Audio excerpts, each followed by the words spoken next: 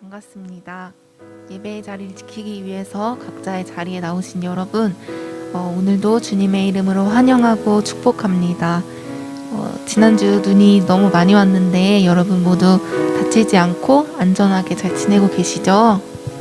네, 우리 삶 속에 주님의 보호하심과 지키심이 늘 함께 하시기를 기도드리겠습니다. 우리 같이 신앙 고백하심으로 1월 둘째 주 청년부 주일 예배를 드리시겠습니다.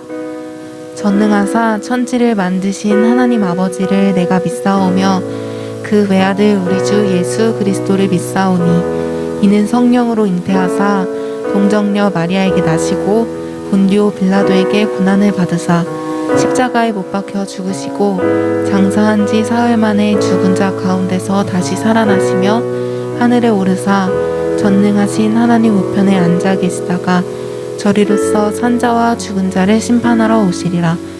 성령을 믿사오며 거룩한 공예와 성도가 서로 교통하는 것과 죄를 사하여 주시는 것과 몸이 다시 사는 것과 영원히 사는 것을 믿사옵나이다. 아멘.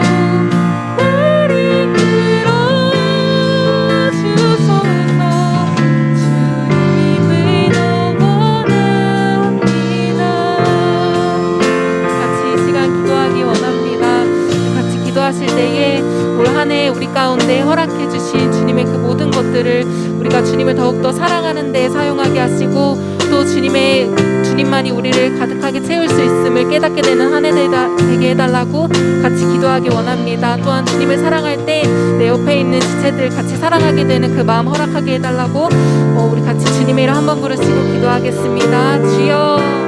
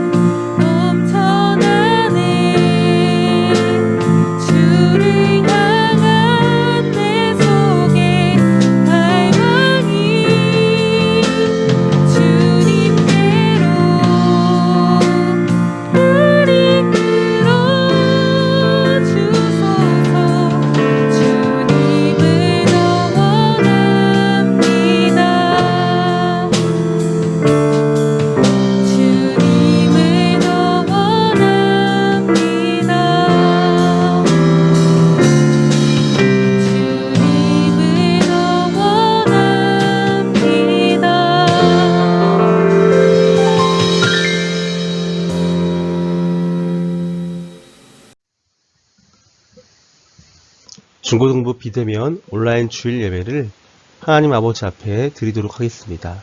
2021년 1월 10일 두 번째 주일입니다. 설교 제목은 하나님을 닮은 당신이라는 제목으로 에베소서 2장 10절의 말씀을 근거로 말씀을 증거하도록 하겠습니다. 에베소서 2장 10절 말씀입니다. 함께 읽어보겠습니다. 우리는 그가 만드신 바라 그리스도 예수 안에서 선한 일을 위하여 지으심을 받은 자니 이 일은 하나님이 전에 예비하사 우리로 그 가운데서 행하게 하려 하심이니라. 아멘.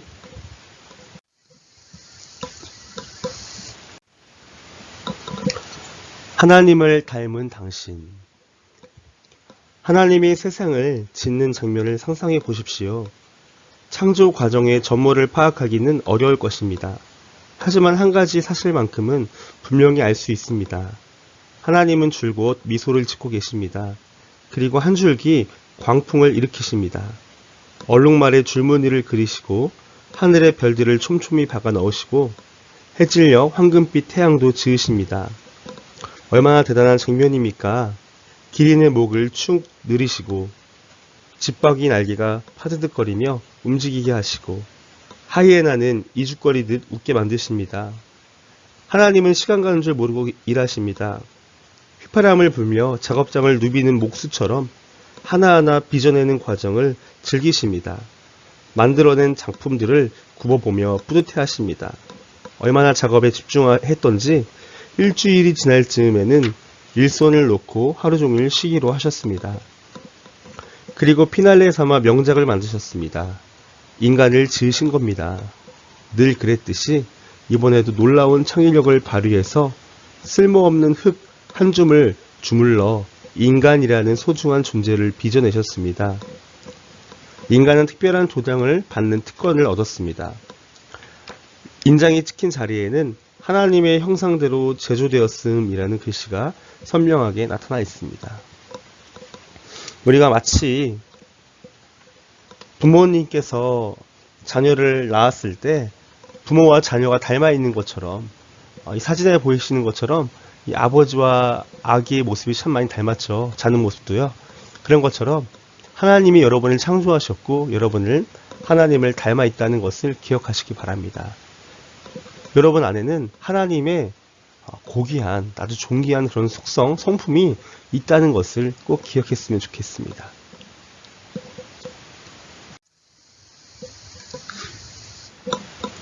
하나님, 모든 것의 근원. 만물이 그의 안에서 창조되었습니다. 하늘에 있는 것들과 땅에 있는 것들, 보이는 것들과 보이지 않는 것들, 왕권이나 주권이나 권력이나 권세나 할 것 없이 모든 것이 그로 말미암아 창조되었고 그를 위하여 창조되었습니다. 얼마나 놀라운 목록입니까? 하늘에 있는 것들과 땅에 있는 것들, 보이는 것들과 보이지 않는 것들, 왕권, 주권, 권력, 권세, 물건이든 장소든 인물이든 빠진 게 없습니다. 성게의 비늘, 코끼리의 털, 사막을 적시는 비, 갓난아기의 첫 번째 심장 박동, 이 모든 것들의 근원을 더듬어 올라가 보면 거기에 그리스도의 손이 있습니다. 여러분, 세상 모든 이루어진 것들을 보십시오. 자연 만물을 보시고 내 주변에서 쉽게 발견할 수 있는 하나님을 닮아 있는 것들을 보십시오. 모든 것의 근원이 하나님이심을 우리는 알 수 있습니다. 이 세상은 우리 사람들의 것이 아닙니다. 하나님의 것입니다. 우리의 생각을, 우리의 마음의 중심을 하나님으로부터 출발하시고 하나님이 모든 것의 근원이시며 모든 것의 시작이시고 그분은 스스로 계신 분이고 스스로 창조하신 분이고 그분의 기쁨을 위해서 모든 것이 시작되었다는 것을 기억하시기 바랍니다. 그러므로 세상의 어떠한 생명도 무엇보다 하나님이 형상을 닮은 인간의 모습, 인간의 그런 존귀함은 그 어떠한 것도 비교할 수 없다는 것입니다. 사람이 마음대로 그 생명을 해할 수 없고 하나님의 것이기 때문에 하나님이 주인이시기 때문에 정말 그렇게 아름답고 경이롭고 영화로울 수 없다는 것입니다. 우리가 그 모든 것들을 기억하며 나아가기를 소원합니다. 여러분은 소중한 존재입니다.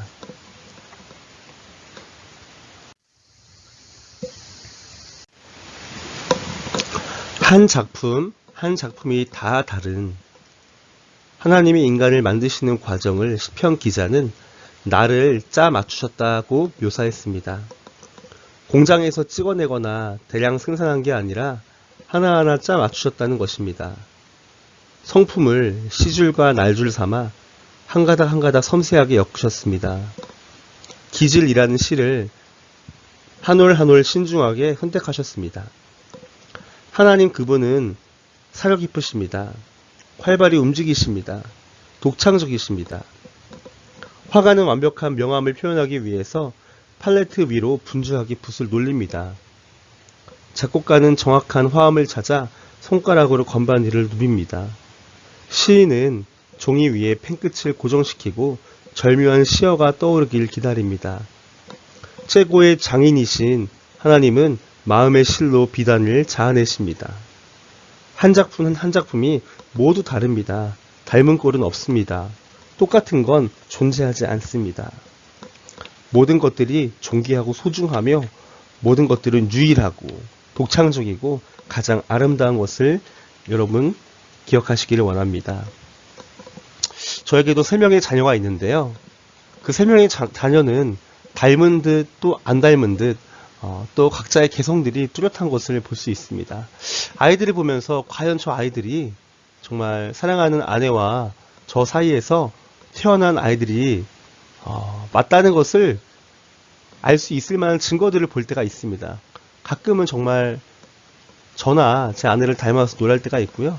또 가끔은 각각의 아이들이 가진 특성들이 달라서 재미있는 것들을 볼 수 있습니다.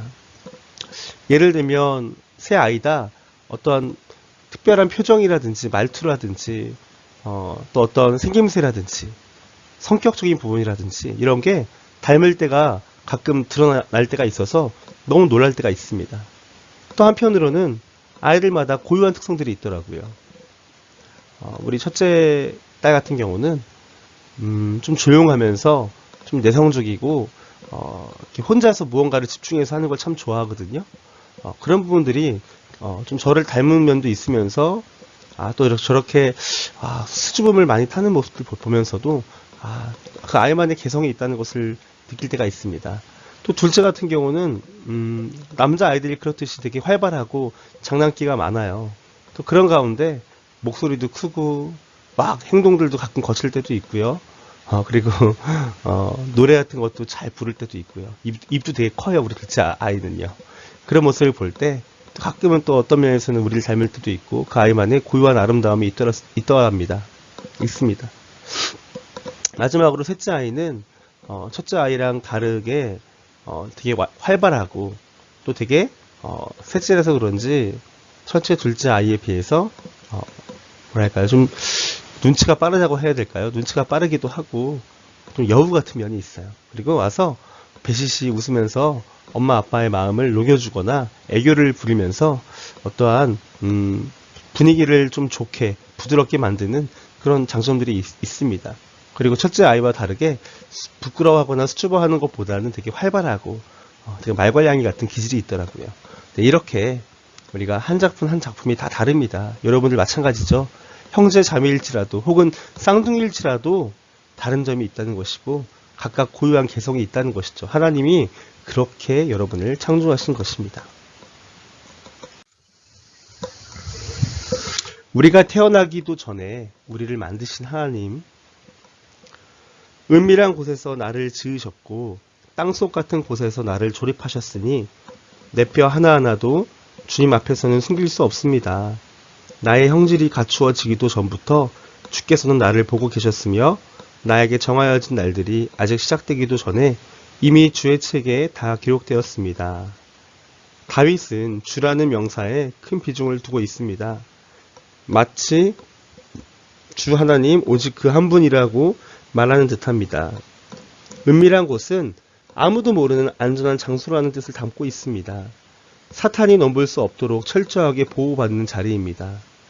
화가가 작업실에 그림을 보관하고 단단히 잠가두는 것처럼 하나님의 자녀들은 애초에 지어진 은밀한 방에서 보살핌을 받습니다.